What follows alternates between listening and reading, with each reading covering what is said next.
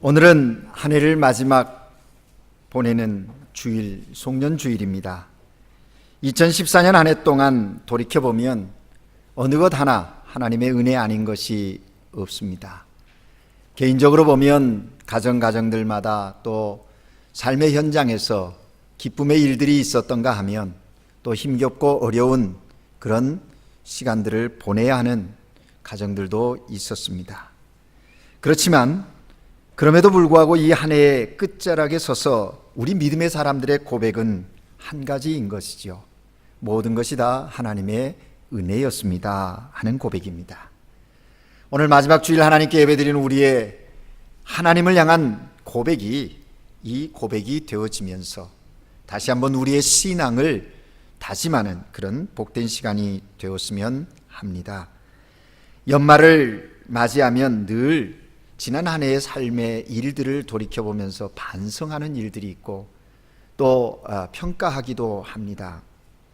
그런데 여러분, 우리 그리스도인들은 한 해를 마무리하면서 내 자신이 얼마나 기쁜 순간들을 보냈느냐 보다도 내가 얼마나 많은 어려움을 겪었느냐 하는 것을 생각하는 것보다도 더 관심 가져야 할 것이 있습니다. 그것은 바로 내가 하나님을 얼마나 기쁘시게 하는 삶을 살았느냐 하는 것입니다.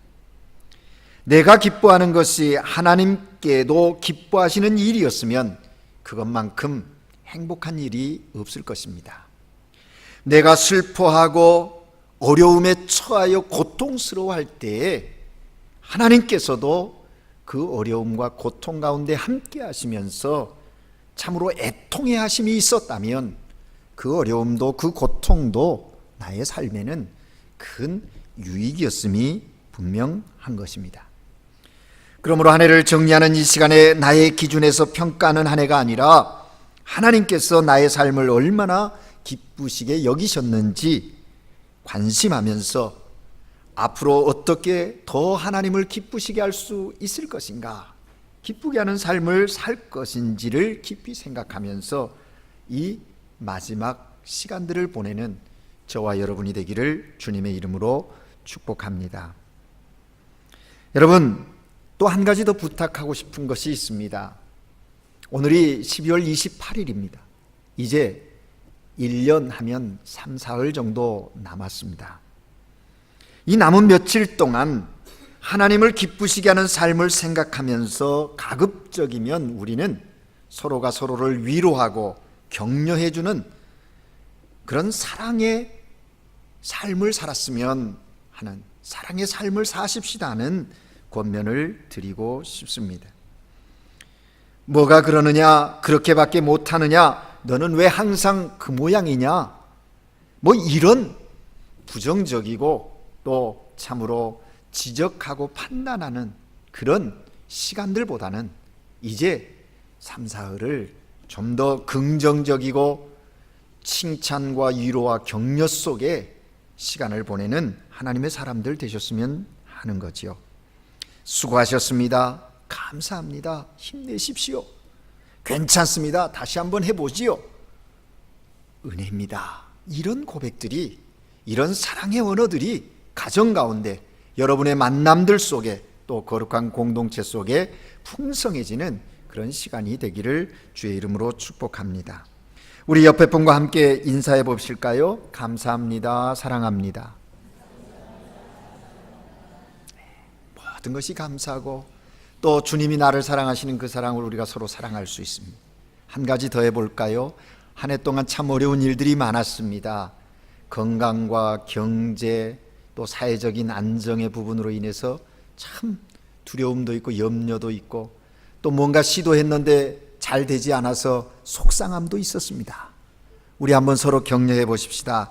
괜찮습니다. 다시 한번 해보세요.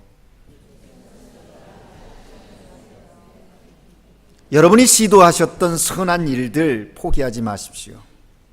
믿음으로 하나님의 뜻대로 살겠다고 다짐했던 일들, 그래 나는 별 수 없어 하고 자학하거나 포기하는 일이 없기를 바랍니다. 주님은 이 아침에 우리에게 말씀하십니다. 괜찮아, 한 번 더 해봐, 계속해 라고 말씀하세요. 그 음성을 듣고 이제 우리 앞에 펼쳐질 2015년을 소망하며 나가는 저와 여러분 되기를 바랍니다. 영국에 파라데이라고 하는 과학자가 있습니다. 근데 이 과학자가 어린 시절에 참 가정이 어려웠던 모양입니다.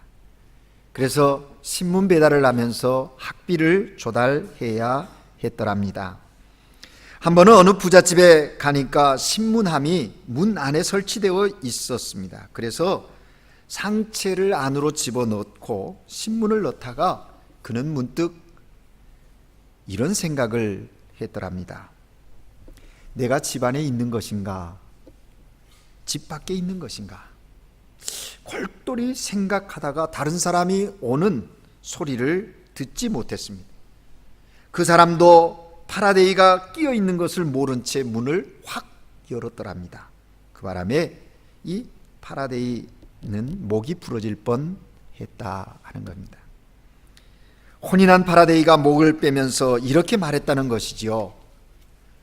그 상태에서 내가 문 안에 있는 것인지 문 밖에 있는 것인지 아직도 모르겠지만 한 가지 분명하게 알게 된 것, 그것은 그러한 상태에는 목이 부러지기 딱 알맞은 상태다라는 것은 분명하다, 그런 얘기를 했답니다. 그렇습니다. 여러분, 가만히 보면 오늘 이 땅에 교인들 가운데도 그가 교회 안에 있는지 교회 밖에 있는지 잘 구분이 안 가는 사람들이 있습니다. 신자도 아니고 그렇다고 불신자도 아닌 어정쩡한 중간지대에 서 있는 사람들이 있다 하는 것이죠. 그러나 여러분 기억하십시오. 이것도 저것도 아닌 상태, 어정쩡한 중간 상태는 가장 위험한 상태라는 것을 잊지 마십시오. 사실 우리가 신앙생활하면서 힘들어하는 것도 따지고 보면 어정쩡한 중간 상태에 있기 때문에 그렇습니다. 여러분 아시는 대로요, 병균, 이 세균도요, 뜨거운 음식이나 아주 얼음과 같이 찬 음식에는 번식을 못한다고 합니다. 그러나 미지근한 데에 이 세균은 아주 가장 잘 번식한다는 것이죠. 우리의 신앙생활도 마찬가지입니다. 미지근한 상태에 있을 때 온갖 유혹이 틈을 타게 됩니다. 미지근한 상태에 있을 때 불평하게 되고, 우리의 신앙이 미지근한 상태에 있을 때 바로 게을러지고 또 죄의 어두움의 일에 머물게 되고 동참하게 된다는 것이죠. 미지근한 상태에 있을 때 신앙생활에 생동감이 없습니다. 은혜가 없고 감격이 없습니다. 이러한 신앙을 일컬어서 우리는 변질된 신앙, 퇴색된 신앙이라고 이야기하고, 능력이 없는 신앙, 경건의 모양은 있으나 경건의 능력이 없는 신앙이라고 이야기하는 것입니다. 이런 사람들의 특징이 뭐예요? 믿음이 있는 것도 아니고 없는 것도 아니고요, 또 열심을 내는 것도 아니고 안 내는 것도 아니고, 헌신하는 것도 아니고 안 하는 것도 아니고, 이 애매모호한, 교회를 사랑하는 건지 사랑하지 않는 건지 그저 중간 상태 어정쩡한 모습에 있을 때가 많아요. 그러나 기억하십시오. 이런 상태에 있는 사람을 주님은 기뻐하시지 않습니다. 사도 요한을 통하여 요한계시록의 7교회에 보낸 편지 가운데 특별히 이런 상태에 있는 교회가 있었어요. 라오디게아 교회. 그들은 차지도 덥지도 않은 미지근한 상태에 있었다. 그런 신앙생활에 주님께서 역겨워하시면서 토해버리겠다고 사도 요한을 통해서 메시지를 전하는 거예요. 그러면서 저들에게 촉구합니다. 열심을 내라. 회개하라. 내가 그리스도인임을 분명하게 드러내라. 그렇게 촉구했다는 거예요. 구약시대의 아합시대에도 보면 이스라엘 백성들의 모습이 그러했어요. 그래서 하나님이 엘리야를 통해서 저들에게 말씀합니다. 너희가 어느 때까지 두 사이에서 머뭇머뭇하려느냐. 여호와가 만일 하나님이면 그를 쫓고 바알이 만일 하나님이면 그를 쫓을지니라. 하나님이 아합 시대에 그 이스라엘 백성들을 향하여 던지는 메시지였어요. 이 말씀을 공동번역에서는 더 재미있게 번역해 놓으셨어요. 여러분은 언제까지 양다리 걸치고 있을 작정입니까? 이게 이스라엘 백성들에게만 던지는 메시지일까요? 오늘 이 시대를 살고 있는 지금 나에게 하나님이 말씀하시는 것 아닐까요? 너희가 언제까지 양다리 걸치고 있겠느냐? 사랑하는 여러분, 신앙생활하면서 갈등을 경험하십니까? 신앙의 갈등이라고 하는 것은 하나만 바라볼 때에는 일어나지 않는 거지요. 갈등은 여러 가지 것들 중에 어떤 것을 선택할 것인가 할 때 일어나는 현상인 거예요. 가치 인식이 부족하거나 가치 결정 과정에서 의지력이 약할 때 일어나는 것이 갈등의 상황이다 하는 것입니다. 이것을 선택할 것인가 저것을 선택할 것인가, 이것이 좋은가 저것이 좋은가. 신앙생활에 갈등하는 중요한 이유가 어디 있는가? 그것은요, 신앙의 정체성이 분명하지 못할 때 그렇습니다. 그러한 우리를 향해서 하나님은 오늘 우리에게 말씀하세요. 마치 광야 생활을 마치고 이제 하나님이 약속하신 가나안 땅을 앞에 두고 있는 이스라엘 백성들을 향하여 모세를 통해서 말씀하신 것처럼 지금이 우리의 신앙을 분명히 할 때라고 말씀하고 계시는 것입니다. 오늘 본문은 특별히 출애굽 후에 모세가 이스라엘을 이끌고 광야를 통과하잖아요. 한 달이면 갈 수 있는 하나님의 그 약속의 땅, 저들의 믿음의 조상이라고는 아브라함 때부터 약속해 주신 그 땅. 그런데 저들이 40년 동안을 광야에서 훈련을 받는 거예요. 왜? 불순종의 결과로요. 여러분이 아시는데도 모세 역시 이스라엘의 지도자였지만 가나안 땅, 그 약속의 땅을 들어갈 수가 없게 됐어요. 왜? 불순종의 결과 때문이에요. 그런 모세가 이제 이 1세대들은 다 죽고 여호수아와 갈렙 그리고 2세들이 이제 가나안 땅에 들어가야 되는데 임종을 예감한 모세가 백성들 앞에서 설교하는 내용이 신명기예요. 다시 말하면 백성들에게 전했던 하나님의 말씀을 다시 총정리한 내용이 신명기라는 거죠. 그래서 여기 신명기라는 표제는 두 번째 율법이라는 뜻이에요. 데우테로노미아, 이 두 번째라는 데우테로라는 말은 제2의 이런 뜻이거든요. 하나님의 말씀을 다시 복습하는 의미. 모세가 광야에서 40년 동안 이스라엘 백성에게 증거했던 말씀, 대부분 레위기에 기록되어져 있는 그런 말씀들을, 율법과 규례들과 하나님의 명령들을 설교라는 형식을 통해서 다시 복습시키는 내용이 신명기입니다. 그래서 신명기는 이스라엘 백성들에게 있어서 아주 중요한 말씀이. 그런데 특별히 오늘 우리가 함께 읽은 본문은 그 중에서도 결론 부분에 해당하는 내용입니다. 물론 신명기가 30장에서 끝나지 않고 31장에서 34장까지 이어지지만 그것은 부록과 같은 것이고 신명기 전체에 정말 중요한 결론에 해당하는 말씀이 오늘 우리가 읽은 본문의 내용이라는 겁니다. 임종을 예감한 모세가 이제 하나님이 약속하실 가나안 땅에 들어갈 백성들을 향하여 다시 한번 촉구합니다. 결단을 촉구하는, 선택을 촉구하는 말씀이 오늘 본문의 내용입니다. 모세가 강조하는 바가 무엇입니까? 오늘 15절 말씀에 보면 보라 내가 오늘 생명과 복과 사망과 화를 내 앞에 두었나니 백성 앞에 두 갈래 길이 있으니 잘 생각하고 결단하라고, 선택하라고 이야기하고 있는 겁니다. 여러분, 그 두 갈래 길이 무엇입니까? 생명과 복의 길, 그리고 사망과 화의 길이라고 말하고 있어요. 생명과 사망은 각각 영원한 생명과 영원한 사망, 즉 천국과 지옥을 가리키는 말씀입니다. 그리고 복과 화는 각각 이 세상에 사는 동안 받는 축복과 저주를 가리키고 있는 거예요. 다시 말하면 천국과 축복의 길을 택하라, 지옥과 저주의 길을 택하라. 두 길이 너희 앞에 있으니 너희가 오늘 선택하라고 촉구하고 있는 것입니다. 두 갈래 길 중에 어느 길을 가느냐, 그것은 백성들이 각각 선택하고 결단하는 데 따라 결정되어진다는 것이죠. 그래서 이어지는 본문 16절에서 말합니다. 곧 내가 오늘날 너를 명하여 내 하나님 여호와를 사랑하고 그 모든 길을 행하며 그 명령과 기례와 법도를 지키라 하는 것이라. 그리하면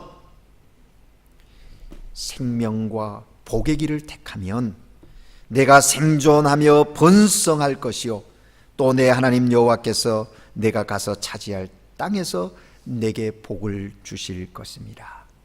현세적 복과 영원한 복에 대한 약속을, 확증을 저들에게 주고 있는 거예요. 하나님을 사랑하고 그 말씀대로 순종하면 이 복을 누리게 된다는 겁니다. 그리고 17절 18절에 말합니다. 그러나 내가 만일 마음을 돌이켜 듣지 아니하고 유혹을 받아서 다른 신들에게 절하고 그를 섬기면 내가 오늘 너희에게 선언하노니, 내가 오늘 너희에게 선언한다. 그 길에 들어선 자들은 반드시 망할 것이다. 너희가 요단을 건너가서 얻은 땅에서 너희 날이 길지 못할 것이다. 들어가긴 들어간다 할지라도 길지 못할 것이다. 그렇게 말씀하십니다. 하나님 대신 세상 신을 섬기고 하나님의 말씀대로 살지 않으면 반드시 멸망한다. 이게 주님의 말씀이에요. 여러분, 여호와 하나님의 말씀은 복잡하지 않습니다. 아주 심플합니다. 모세는 이 두 갈래 길을 제시하면서 그 중에 생명과 복의 길을 선택할 것을 지금 이스라엘 백성들에게 권면하고 있는 거예요. 다시 한 번 더 촉구합니다. 더 강력하게 저들을 향하여 오늘 결단하라고, 오늘 신앙을 분명히 하라고 이야기하고 있습니다. 19절 20절 말씀 보면 19절에 내가 오늘 하늘과 땅을 불러 너희에게 증거를 삼는, 여러분 보세요. 하늘과 땅을 불러 증거를 삼는다. 천지가 변하지 않는 것처럼 하나님의 약속은 변하지 않는다라고 하는 것을 말하기 위해서, 약속의 불변성, 영구성을 이야기하기 위해서 바로 하늘과 땅을 불러서 증거를 삼는다고 이야기하고 있는 것입니다. 그러니까 너희들은 꼭 생명의 길, 축복의 길을 선택하라 하는 거예요. 이를 위해서 하나님은 모세를 통해서 20절에 계속 말씀합니다.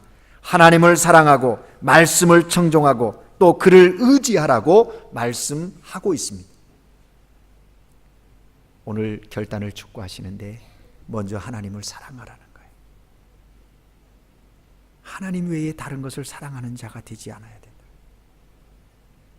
규례와 명령과 법도를 순종하라, 오베데셀 하라고 말합니다. 그리고 그를 의지하라, 엘피엘, 의지하라는 거예요. 네, 여러분, 여기 의지하라 하는 말이 중요해요. 우리 개정 번역에는 의지하라 그렇게 번역했는데요, 옛날 번역 개역 성경에는 이 본문을 부종하라 그렇게 번역했어요. 부종이라는 말을 썼어요. 저는 개인적으로 그 번역이 더 옳다고 생각합니다.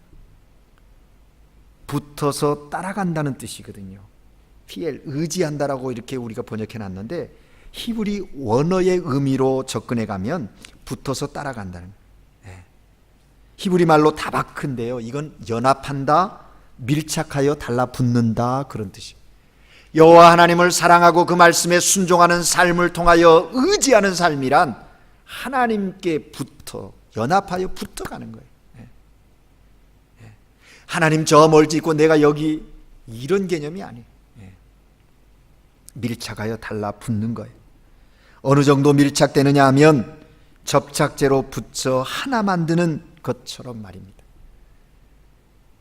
이것은 하나님과의 연합관계를 의미하고 하나님을 신앙하되 그냥 대충 믿는 것이 아니라 철저하게 믿고 긴밀한 관계를 유지하라 하는 의미를 담고 있는 거예요. 이런 다바크라는 말이 성경 몇 곳에 비유로 설명되어지고 있는 것을 보게 됩니다. 하나님과 우리의 관계를 설명할 때 특별히 여러 비유가 있지만 그 중에 하나는 부부관계를 이야기합니다. 창세기 2장 24절에 보면 결혼의 의미를 이렇게 설명하지요. 이러므로 남자가 부모를 떠나 그 아내와 연합하여 둘이 한 몸을 이룰지니라. 여기 연합이라는 말이 다바크예요. 접착제로 붙여 하나로 만들듯 하나됨을 의미하는, 결혼이 그런 거라는 거죠. 이 결혼의 관계로 또 예수님과 교회의 관계를 바울은 에베소서 5장에서 그렇게 또 설명합니다.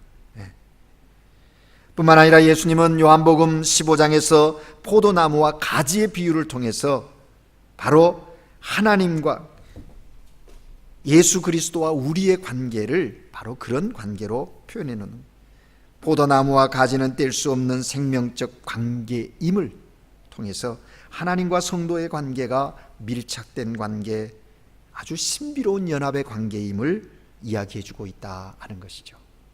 그래서 모세는 이스라엘 백성들에게 이야기하는 거예요. 생명과 복의 길을 택하라. 그러기 위해서 하나님을 사랑하고 하나님의 말씀에 순종하고 하나님을 의지하는 삶을 살라 하는 겁니다. 사랑하는 여러분, 의지한다는 건요, 하나님만 바라보는 거예요. 하나님만 바라보는 거예요.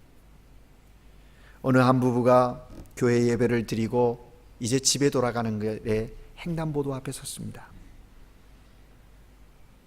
남편이 그 횡단보도를 건너가려고 하는데 아내가 손을 탁 잡습니다.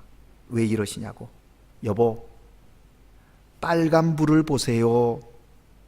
남편이 아내에게 미안한 듯 작은 소리로 말합니다. 하지만 저기 건너가는 사람들 있잖아. 아르헨티나 그렇죠, 그죠? 대충 차가 오지 않으면 그냥 신호등 무시하고 건너가요. 그러자 그 아내가 눈을 똑바로 쳐다보면서 남편에게 이야기합니다. 그 사람들 보지 말고 신호등 보고 따라가세요. 여러분, 그렇습니다. 사람들은 복의 근원이 되시는 하나님을 바라보지 않고 세상을 바라보고 따라갑니다. 남들이 다 그러니까 나도 그러면 되지 않냐고, 남들이 다 그런데 이러면서 쫓아가는 거예요. 그러니까 낭패하고 시험당하는 거죠. 우리 인생의 여정에서 시간마다 때마다 우리의 신앙을 분명히 해야 할 때, 그때가 언제인가? 위기의 때이기도 하고 우리의 삶의 현실 속에 어떤 문제 앞에 섰을 때도, 어떤 환경에 충돌되어지는, 신앙과 세상이 충돌되어지는 그런 상황에서도 우리에게 요구하세요. 지금 너의 신앙을 분명히 하라고, 너의 신앙의 정체성을 분명히 드러내라고 말씀하시는 거예요. 그렇습니다, 여러분. 어쩌면 우리는 오늘 가나안 땅을 바라보고 있는 이스라엘 백성들과 같은 입장에 서 있는지 모릅니다. 2014년 한 해를 살면서 여러 가지 일들에 부딪혔습니다. 때로는 하나님이 주신 은혜 가운데 그 문제들을 해결할 수도 있었고, 때로는 나의 힘으로 해결해 보려고 하니 역부족이어서 고통 가운데 절망하고 낙심하고 좌절을 경험했을 때도 있었을 것입니다. 하나님께 순종함을 통하여서 주시는 은혜의 기쁨을 경험했습니다. 때로는 불순종하여 나갔다가 하나님으로부터 책망 들으며 돌이키게 하시는 훈련의 과정도 겪으셨을 것입니다. 그런 우리들에게 말씀하시는 거예요. 이제 2015년 약속의 그 하나님의 영광을 볼 새 날을, 새 한 해를 앞에 두고서 오늘 우리들에게 도전하세요. 말씀하세요. 너의 신앙을 분명히 해라. 사랑하는 여러분, 우리는 우리의 신앙을 분명히 해야 합니다. 그래야 인생의 변화가 일어나게 되고 또 그 삶의 자리에서 하나님의 약속의 성취를 보면서 하나님의 영광을 보는 그런 감격과 기쁨이 있게 된다 하는 것이죠. 그런데 여러분 보십시오. 오늘 본문에서 우리가 주목해야 할 것이 있습니다. 하나님께서는 선택하라고 모세를 통해서 말씀하시고 내 신앙을 분명히 하라고 말씀하시는데 언제냐는 것입니다. 오늘 우리가 함께 읽은 본문 말씀 15절에서 20절까지 5절밖에 안 되는데 그 말씀 속에 반복되어지는 부사구가 있는데 그건 뭐냐면 부사가 있는데 오늘이라고 하는 단어. 내가 어제 선택을 잘했으니까 오늘도 괜찮을 것입니다 라고 생각하시는 분 계십니까? 하나님은 말씀하십니다. 아니라고 말씀하세요. 과거에 내 신앙이 이렇게 좋았고 나는 그대로 살려고 몸부림쳤으니까 지금도 아니요. 우리는 연약한 자여서 넘어질 수 있어요. 그래서 하나님은 아니라고 말해요. 또 어떤 이들은 생각할 겁니다. 조금 더 준비해서 내일 결정하겠습니다 라고 생각하십니다. 역시 하나님께서 아니라고 말씀하십니다. 뭐라고 오늘 결정하라. 지금 분명히 하라고 말씀하고 계시는 것입니다. 하나님은 우리를 사랑하셔서 평안과 생명을 주시고 우리를 자유케 하시는 분이십니다. 하나님은 우리의 미래이시고 우리의 소망이십니다. 그러므로 어제의 슬픔과 좌절과 고통 거기에 매여 있지 마십시오. 이제 훌훌 털어버리십시오.